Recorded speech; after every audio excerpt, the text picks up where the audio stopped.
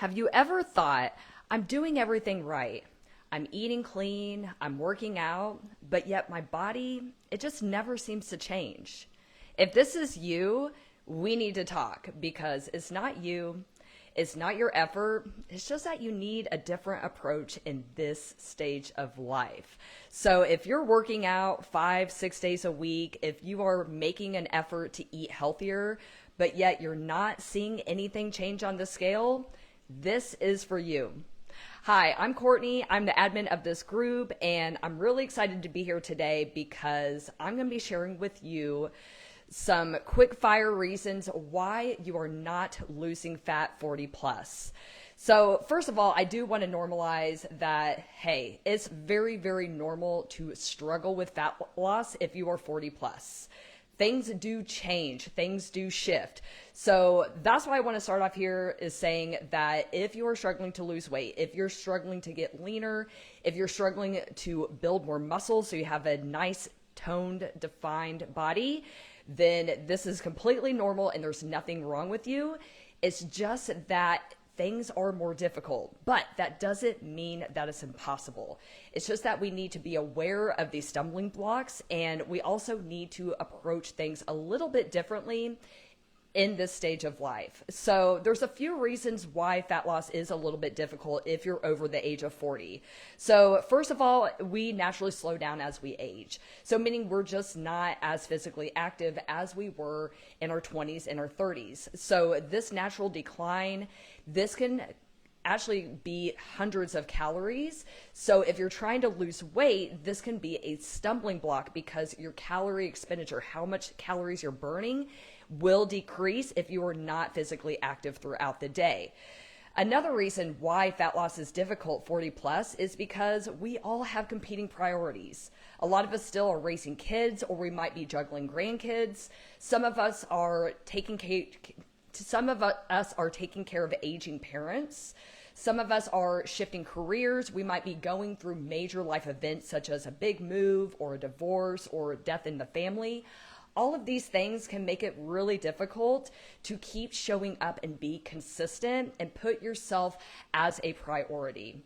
In addition, we have hormonal shifts that like to fight against us in this stage of life. So if you're in perimenopause or menopause, you might be dealing with night sweats. You might have declined energy and motivation. And a lot of these are just from hormonal shifts. Hormones can absolutely shift how you feel. So your energy levels, how much sleep you're getting, the quality of the sleep you're getting, your motivation to move into exercise. All of these things can impact your weight 40 plus. And then in addition, we have to remember that fat cells, they can increase in size, but they can also increase in number. So if you have gained weight, more than likely, even if you lose the weight, you have more fat cells than you did before. So I know this is the case for me because at the weight I'm at now, I've been this weight before, but I don't look as lean now. Now, I do kind of look leaner in other ways, like I have more muscle tone, but I'm talking specifically here, okay? So first of all, if you're struggling with stubborn belly fat, it might be that you just have this genetic inclination to store body fat there. So that's someone like me. Anytime I gain weight, it doesn't matter if this was like 20 years ago, it was always here, okay? And here's the other thing that a lot of people don't realize is that even if you never really noticed that before, that can actually change and you can start to store body fat in your abdominal area with declining hormones such as progesterone and estrogen. So these dips in your hormones can actually shift where you are storing body fat. So going back to fat cells, I've actually been this weight before, but I actually looked leaner and tighter in the midsection, even though I've been this exact weight. And the reason is because I've gained weight in the past, and in that process, more than likely, my body created more fat cells. So your fat cells, they can increase in size, they can decrease in size. So whenever you're losing weight, those fat cells are actually shrinking. But here's the problem. not only can your fat cells increase in size, you can actually produce more fat cells. So this explains exactly why I've been this weight before, but yet I don't look as lean here. One, I'm probably just storing more fat. Instead of it just going all over, it's going more to my midsection. But the other reason is because more than likely I have more fat cells than before. So that would explain why my body looks different even though I've been this weight before. It absolutely can affect the way you look. So unfortunately, the good news is that you can actually decrease the size of those fat cells with overall fat loss. But the issue is that once you produce more fat cells, those do not go away. They can decrease in size, but you are still going to have those fat cells even if you lose weight. So let me know if that makes sense, okay? If you guys have any questions about any of this, today's just gonna be kind of like a very rapid fire type thing.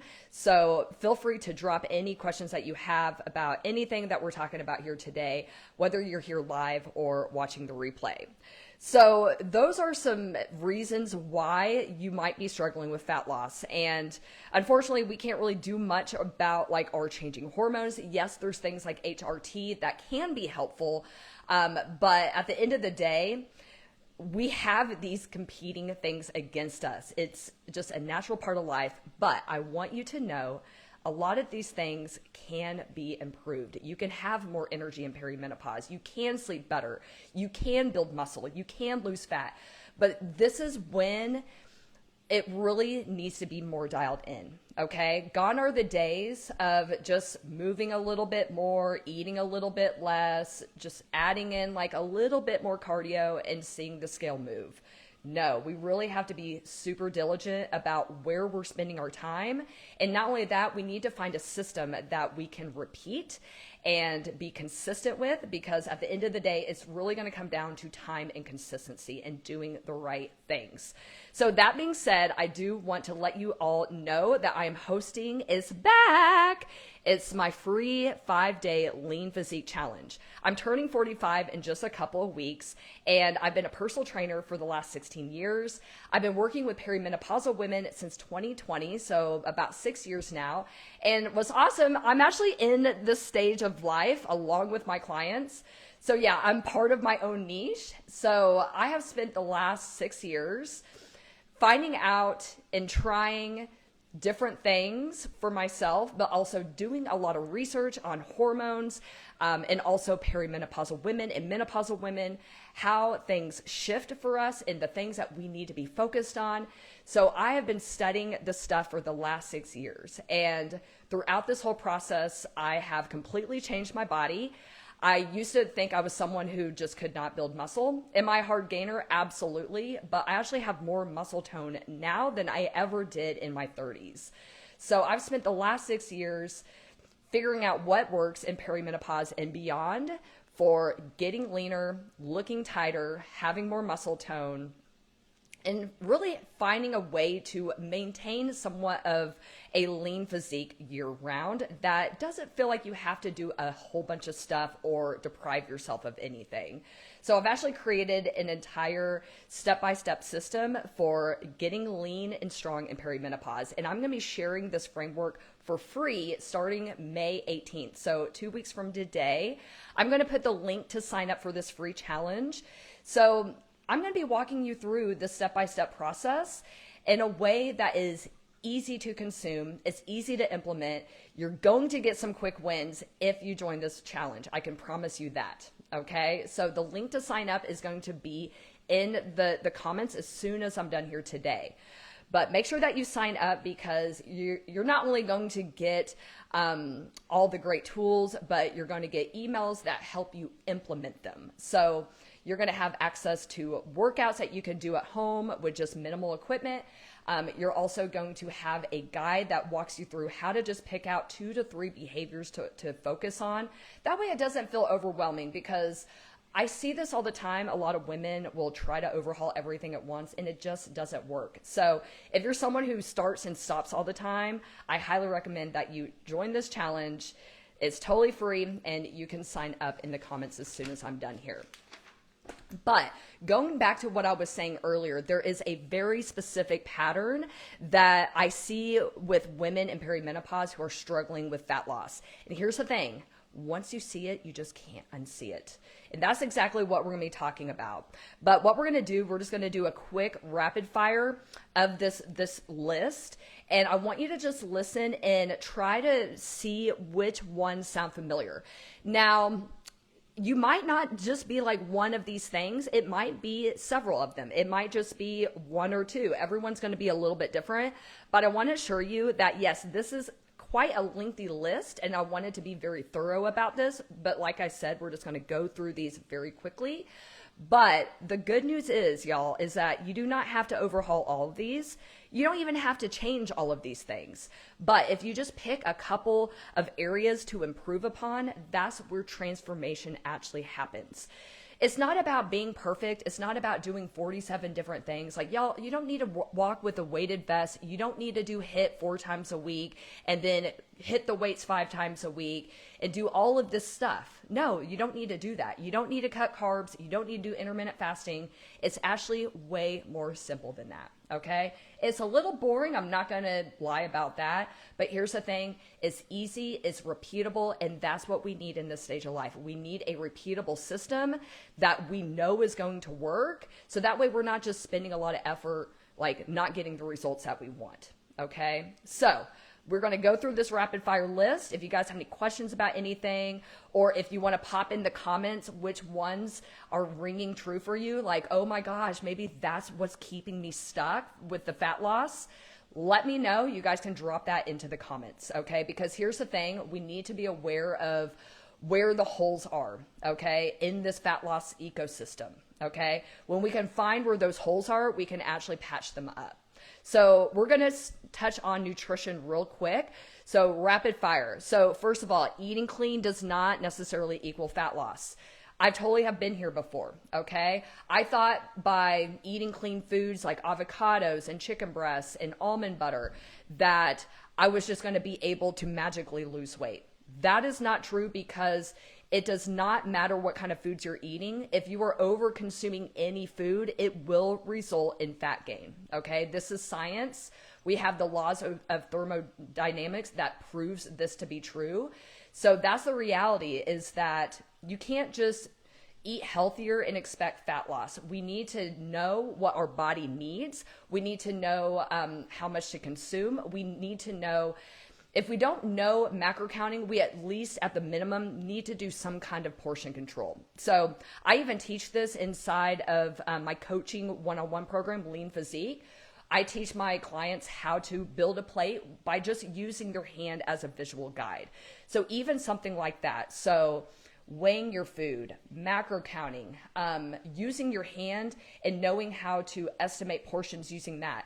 Learning how to build a plate, okay? Like, a lot of times I'll teach, hey, like a palm size portion of protein, and then you'll do like a fist size of veggies, a palm size portion of carbs, and so on. So there is many ways that you can do this, and that doesn't even require a food scale, okay? But that's going to be the first one. Is I see this all the time. Women think that eating clean is going to equal fat loss, and sometimes it can. Sometimes it just naturally will put you in a calorie deficit. So yes, it can be a tool, but what I'm saying is, if you are eating clean but you're not seeing any fat loss, then more than likely it's a calorie issue. So we're going to be talking all about this in the challenge, which you guys can sign up for as soon as I'm done. I'm going to put the link to join in the comments. So we're here live just touching on some quick fire reasons why women over 40 struggle with fat loss, even if they're doing things like eating healthy and working out consistently. So the next one is miscalculating calories. So this is really important because you need to be pretty precise. There is a science to this. We want to make sure that if fat loss is the goal, that we are in a calorie deficit, but we don't want a steep calorie deficit for a lot of reasons. One, it's hard to be consistent with that. This can lead to a lot of overeating and then overcompensating later. So a lot of restriction followed by overeating, and we don't want that to happen because we need consistency if we want to see fat loss. And then if we are miscalculating to where we're not in a deficit, then we're not going to see fat loss either. So it's really important that we have the correct numbers. We'll talk a little bit more about this in the challenge, about starting your calories at a higher point at the beginning of your fat loss phase and then dropping those calories as you get more deeper as time goes on into that fat loss phase. So there is a science behind this. So just letting MyFitnessPal guess your calories is probably not going to be very accurate, and it's probably going to cause you more frustration because it's going to cause you a lot of effort and you're not going to see the results that you want. The next one under nutrition is chronic dieting and undereating. So this is a common thing that I see. This is something I struggle with myself as well. I was to a point where I was eating like 1,400 calories and my fat loss was just completely stalled. So this is why we want to have seasons with our nutrition. We do not always want to be in fat loss. And the thing is, everyone's scared of maintenance, but y'all, I'm in maintenance right now. Okay. So I'm not super lean, but I kind of have like a 2-pack going on. My body fat is at a level where I'm healthy. I feel good. I'm sleeping decent. I'm recovering really well. And it's actually really easy to maintain. I do a lot of untracked meals, but I still do things like portion control. So y'all that are scared of maintenance, don't be, because it's going to, one, it's going to help your metabolism by taking a little bit of time away from being in a deficit. 2, you're going to be able to build muscle more easily, because let's be clear that in perimenopause, it is harder to build muscle. This is especially true if you've been lifting weights for a while. You just get to a point where muscle building is more difficult. I mean, it's even hard to just maintain muscle mass, right? So do yourself a favor and have some times away from a calorie deficit. That's going to do nothing but improve your metabolism. So fat loss is actually easy when you do go back in a deficit. And it's also going to help your physique because you're going to have more muscle tone. Okay.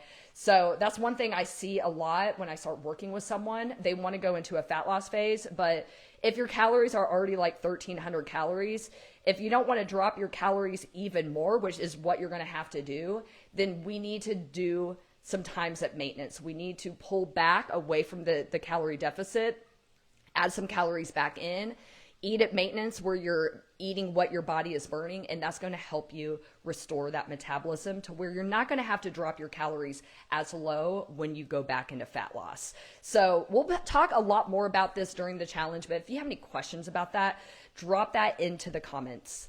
But there's one more thing when it comes to nutrition, okay? And that is not eating enough protein. I think everyone knows that protein is very, very important.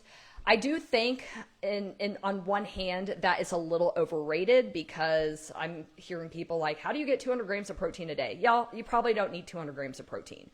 But what we do need to make sure of is that we're eating protein at each meal. That's really, really important. It's going to help you build muscle. It's also going to help you feel more satisfied. That's going to really help keep those cravings at bay. So those are the big things that I see when it comes to nutrition. Eating clean, the belief that eating clean equals fat loss, miscalculating calories, chronic dieting, and not eating enough protein. So if you can relate to any of those, drop those into the comments, because I want to know, okay? Let me know if any of this is like ringing a bell, any of this is like, oh my gosh, I want to know, okay? All right, guys. So the bottom line is your body doesn't really care how clean you're eating. It cares about how much you're eating. And that's really the bottom line here. It's not just about food quality, it's about quantity as well. So we're going to go into a quick fire list about training. So we are here live. We are talking about common mistakes that women make when it comes to fat loss. This is exactly why you are stalled, okay? And this is especially if you're eating clean, you're working out consistently, but you're not seeing your body change. You know how fucking frustrating that is? That is the most frustrating thing ever. Y'all, if you're working hard, you need to be seeing some kind of result, okay? So here's the training mistakes that I see. So first is not following a structured program, okay? You're just mixing it up. You're going into the gym blind, or you're taking a lot of group fitness classes. Here's the problem with that. When you don't have a structured program, you're not going to really be able to improve anything because you don't have like a repeatable workout system. So for example, I do the same exercises every single week. I might change my program like a couple of times a year a little bit. Like I'll change the split. I might change up the exercises, but I'm still doing the basic movements. Okay. And the reason why this is so important is because you cannot improve what you don't practice. So to the women who are like, I cannot do pull-ups. Okay. Here's the thing, to do pull-ups, you have to practice pull-ups, okay? You can't just complain that, oh, I just can't do pull-ups. No, you have to specifically do pull-ups. So I can do unassisted pull-ups, I can do them for reps, but here's the reality. I have to do them twice a week, okay? Not lat pull downs, not this fancy row I saw on Instagram last week. No, I have to do fucking pull-ups, okay? There's no way around it. So if you're always changing your workout routine, more than likely, you're not going to be able to like gauge how much you're lifting. And that's really important too. And if you're always program hopping and doing all, these different workouts, you're just not going to be able to improve. You're not going to be able to increase the weight loads. And that's really, really important for building muscle 40 plus. Okay. The second thing that I see with training is not lifting heavy enough. So if you're still on 5-pound weights, even 10-pound weights for most of your workout, you're probably not lifting heavy enough. You really need to lift to almost failure, okay, in order to build new muscle tissue, in order to maintain your muscle mass. You need to pick up the heavy weights. You need to make sure that you are using progressive overload. So this is something that we do inside of Lean Physique with the online workouts is we track our lifts and we have a system to know when to increase the weight, when to increase the sets, when to increase the difficulty. This is really, really important because your body will adapt and will stop responding if you're not giving it enough stimulus. So that's the second mistake I see is just not pushing yourself with the weights. And then finally, too much cardio. I see this a lot. I've been guilty of it myself. Not too long ago, I posted a picture, a before and after picture of my glutes. And I was lean when I was doing a whole bunch of HIIT and things like that. I was probably even like 5 pounds leaner than this. But the thing was, my butt was like literally almost concave. Like it literally was so flat that it almost looked like it was like inward a little bit. But my point is that when you're doing a lot of cardio or HIIT or boot camp type classes where it's just like focus on calorie burn, that will interfere with your muscle building. So cardio is actually catabolic. So meaning that it will break down muscle tissue if it's done too much. Okay. So cardio can be great. It's good for your heart. It's great for fat loss phases. If you're trying to lose fat, that can accelerate your fat loss. But at the end of the day, we need to make sure that we are doing a good job at preserving our muscle mass. So that's what we have for training, not following a structured program, not lifting heavy enough or progressing, and doing too much cardio. Do you relate to any of those? If so, pop those into the comments. And here's really the bottom line, ladies. If your workout plan has no progression, then your body doesn't really have a reason to change. All right. We're moving on. So we're going to shift to movement. We're just going to touch real quick on this, but I'm talking about not moving outside of your workouts. Okay. If you do not track your steps, get a pedometer, get a Fitbit, get an Apple Watch, whatever, or a ring, track your steps. Okay. It's very humbling. I remember when I got mine, I was like, oh, I walked 10,000 steps. Bullshit. I was walking like 5K steps a day. And I'm like, that explains a lot. So you can work out 5-6 days a week, but if you're sedentary all day, we might have a problem, okay? It is going to make fat loss way harder. I understand some of y'all have sedentary jobs, but this is something more than likely you probably could improve even if you're like at a desk, right? Like you're physically working in person, you feel like you're chained to a desk. Maybe you have meeting after meeting. But I work with my clients inside Lean Physique and we find solutions to these issues, whether it's they get a walking pad for their office, whether that is maybe they take a walk before or after work or at their lunch break, right? Like there's ways that you can get around this. Even just tracking your steps will do a lot. So seriously, y'all, walking is so underrated, but it's going to help build your bone density. It's non-stressful to the body. it actually expends a decent amount of calories if you are like active throughout the day, and that's going to make a big difference with your fat loss results. So if that's you, drop that into the comments. There's no judgment here. There's no judgment here at all. But I just want this to be eye-opening for you, okay? All right, we're almost done here. We got one more little section. So we've talked about nutrition. We've talked about training. We've talked about movement. We have one more little pillar to go through with our quick rapid fire. That is behavior and mindset. Because, yeah, I'm going to get a little woo-woo here for a second. Because if your mindset sucks, your results are going to suck, okay? So first of all, inconsistency. It's a progress killer, okay? So this is what I was talking about in the beginning. You don't need to do 47 different things. You just really need to have like a repeatable system of like 2 to 3 different behaviors that you're focused on and go all in with them. Be consistent. Find ways to where you can make this happen 90% of the time, okay? And we're going to be doing this in the challenge, so you better sign up, girl. I'm telling you, sign up. I'm going to put the link in the comments as soon as I'm done. But I'm telling you all, like, you just need to be consistent with the right things, okay? You don't need to do intermittent fasting. You don't need to do carb cycling. You don't need to do ditch dairy. You don't need to do Whole30. You don't need to do all that shit. Stop doing that because you cannot be consistent with it. And then you think you're fucking broken. You're not broken, okay? It's just that you're trying to do too much at once and you're just listening to bullshit advice. That's not going to move the dial forward, okay?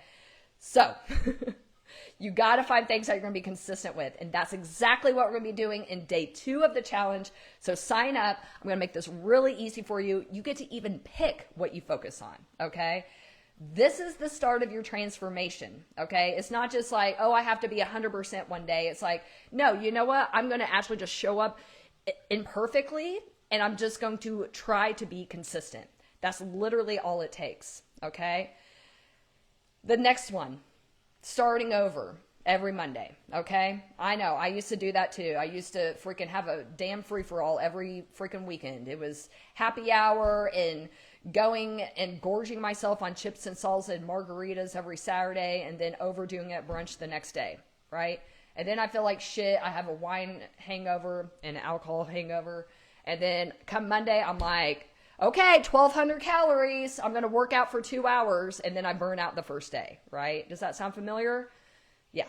So y'all starting over, again, we need to find a system that we can actually repeat. And that's what's great about Lean Physique is because it's one-on-one coaching. So this isn't just like, yeah, you can go through the whole program on your own, but I actually work with you, okay? I ask about your life. I send you documents so you can give me information about what your day is like, what your weekends are like, where your struggles are. Oh, I have this event coming up this weekend. Okay, let's work together and come up with a plan.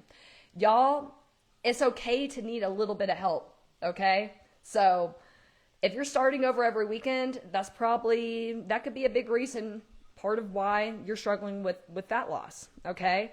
So we have to get out of this all or nothing thinking. Like, it doesn't have to be 100% on.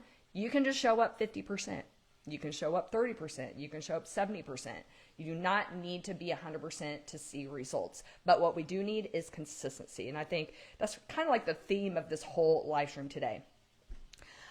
Weekend alcohol, night eating, okay? I'm not going to call out my clients, my personal training clients, but maybe I will just a little bit. So not too long ago, I had a client that was kind of upset, and she was just like, I'm not seeing results as fast as I want. And she was kind of blaming the program a little bit. She's like, I don't want to work these muscle groups, all this stuff. And I'm like, okay, I get it. She doesn't really, I try to educate her like on how muscle building and fat loss works. But here's the thing. After kind of digging and talking with her and getting a little more information and asking her questions, the truth came out. She's not seeing results because she's drinking alcohol every night. Hey, I'm not shaming anyone. Like, even recently, I've had issues with drinking every night. I've been there. I totally get it. Life is hard to fucking handle sometimes. But you cannot drink alcohol every night, get shit sleep every night, not recover well. And then every weekend you're like drinking your freaking ass off and then like eating everything in sight, right? So kind of going back to the all or nothing thing. But y'all, you don't have to cut all that stuff out, but you do need to moderate it. Okay. So when I did my fat loss phase last fall, which I've actually maintained, I'm like 2 to 3 pounds up, which is really good. And my calories are like way higher, like 400 calories more a day. But when I was in my fat loss phase, I limited going out to eat like a lot. Like I would only eat out like 1 time a week most. Okay. Alcohol, yeah, I still drink a couple times a week, but it was very moderated. Okay. So that's the thing that I want to say here is that you can't use exercise to like lose fat. Okay. That really is going to come down to your habits and your nutrition. So if you're trying to lose weight, but you're not giving up your your weekend binges or your nightly like 2 sleeves of Oreos, then like you're gonna struggle, right? Like you're gonna have to find ways to moderate these things. So this is why it's helpful for a lot of people to work with a coach, right? Like there's no shame in needing help. Like we all struggle with something, right? Like I used to struggle with fast food a lot. Like I couldn't go a day without going through the freaking drive-thru and ordering a calorie bomb. Like it's okay to need a little bit of help and direction, okay? But I'm not saying you have to cut all these things out. Like the whole time I was in my fat loss phase last fall, I still drank alcohol, I still went out to eat, I still ate carbs, all this stuff.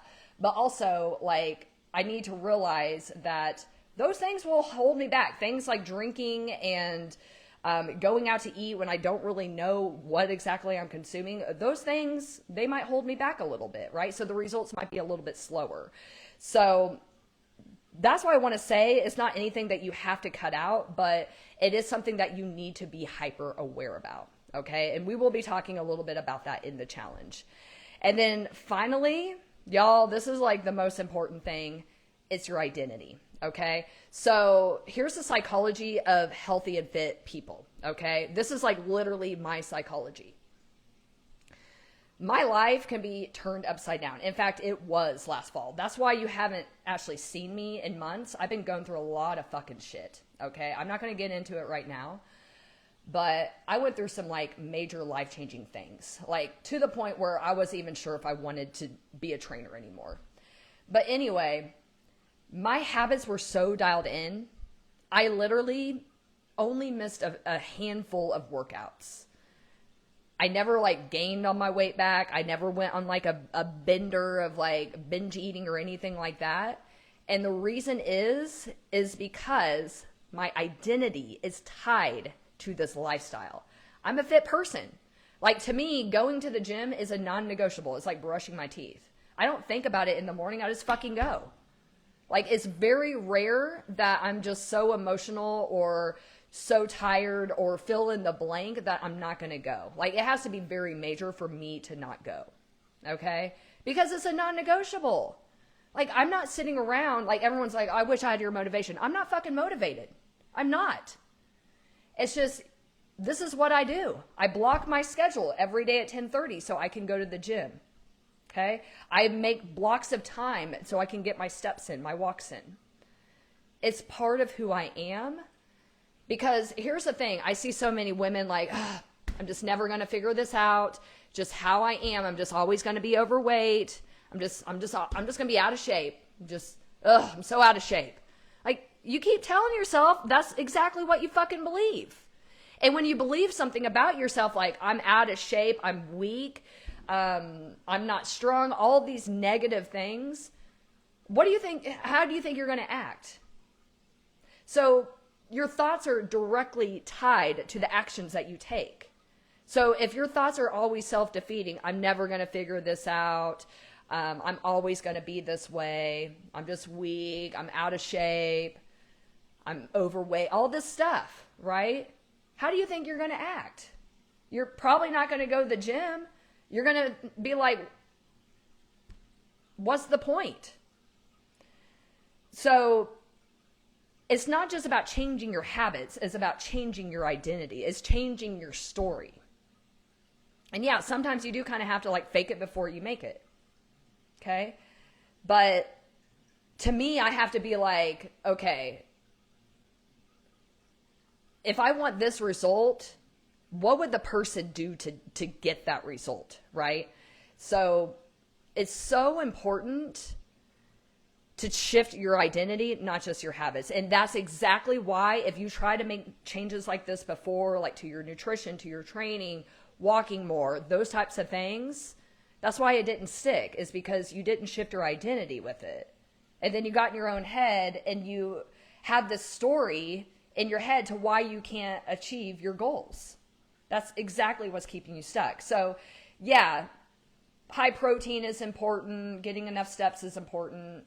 Lifting with progressive overload is important. But if you can't get over these mindset shifts, if you're inconsistent because you're getting in your own head, if you're always starting over, if you refuse to like address emotional eating and you don't have like the right identity, like it's not going to line up, right? Like things need to be lined up so it can go in the right slot. So this is like a whole ecosystem. That's why we did the 4 pillars, right? So we talked about nutrition and training, movement, and then like the behavior mindset stuff. So this isn't just like, oh, you just need to cut carbs, or, oh, you just need to like do another HIIT workout a week. Like, no, we need to look at these basic things. And like I was saying, I know it's a long list. It is. And I don't have all of these. There's a few that I struggle with still. But the point is that we can improve these areas. We can pick 1 or 2 or 3 of these to work on, get better at. Guys, this is skills, okay? Fat loss isn't like, oh, Courtney just has good genes, or, oh, she never had kids, so that's why she has a good physique. Oh, well, she's been lifting weights forever. Y'all, it's literally that I've been showing up over and over, even when I didn't feel like it, doing the fucking things, getting out my damn scale, weighing my fucking food, all of this shit. Do you think I want to do this? No, I don't. But it has to work as an ecosystem. And again, you don't have to do everything, but you do need to do the right things, a few of them done consistently. And that's exactly what we're going to be doing in my challenge. So thank you so much. Drop any of those that ring a bell today, any of those that were like, ooh, maybe that might be part of the issue. And let me know in the comments, okay? I'm going to put the link to sign up for the free Lean Physique Challenge. We start Monday, May 18th. I turned 45 on the 19th, so I wanted to do it on my birthday week. So I'm going to be sharing with you guys everything I've learned in the last 16 years as a personal trainer. Everything I've learned in the last 6 years being a perimenopause coach. The things that work, the things that don't work, okay? I'm not going to sugarcoat it. And I just want to share this information because every single one of these things that I talked about today, I struggled with in some capacity, some more than others. But I'm hoping that by sharing this with you, you can get results faster, you can feel better faster, you can improve your perimenopausal symptoms as well. Because let's be honest, it's not just about how you look, it's also about how you feel. Like, how do we want to live our life? Do we want to be like tired all the freaking time and have no energy, not like how we look? I don't want to feel that way. So it's not just about how you look, it's also about a feeling, how you feel, how you feel on an everyday basis. And that affects everything, your relationships with your spouse, your partner, your family, your kids, your grandkids, right? Your coworkers. It determines a lot of your success in life, right? So this isn't just about looks. This is about feeling your best and looking your best too. All right, ladies, I'm going to go drop any comments, any questions in the comments, and I will put the link to join Lean Physique. We start Monday, May 18th. All right, see you in the group.